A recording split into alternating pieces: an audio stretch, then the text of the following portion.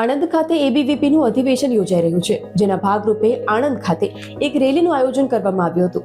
અખિલ ભારતીય વિદ્યાર્થી પરિષદ દ્વારા આણંદ ખાતે આયોજન કરવામાં આવ્યું હતું, જેના આરંભ પ્રસંગે રાજ્યના નાયબ મુખ્યમંત્રી હર્ષ સંઘવી વિશેષ ઉપસ્થિત રહ્યા હતા. સમગ્ર દેશમાંથી વિદ્યાર્થીઓ આ અધિવેશનમાં જોડાયા હતા. ત્યારે વિદ્યાર્થી પરિષદ દ્વારા એક ભવ્ય રેલીનું આયોજન કરવામાં આવ્યું હતું, જેમાં મોટી સંખ્યામાં વિદ્યાર્થીઓ જોડાયા હતા. ત્યારબાદ એક જાહેર સભાનું પણ આયોજન કરવામાં આવ્યું હતું. નમસ્કાર, દેવાંશ નંબટ, અખિલ ભારતીય વિદ્યાર્થી પરિષદ ગુજરાત પ્રદેશ મંત્રી.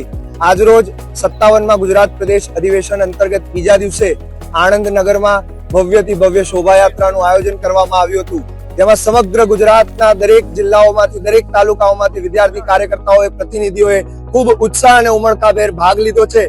પોતપોતાના પારંપરિક વેશમાં અને પોતપોતાની સંસ્કૃતિ સચવાય એ પ્રકારના પહેરવેશ પહેરી અને આજે વિદ્યાર્થીઓ અહીંયા જોડાયા હતા. આપણે જોઈએ છે કે આજે લઘુ ગુજરાતના દર્શન આપણને આ રેલીમાં, આ શોભાયાત્રામાં થયા છે.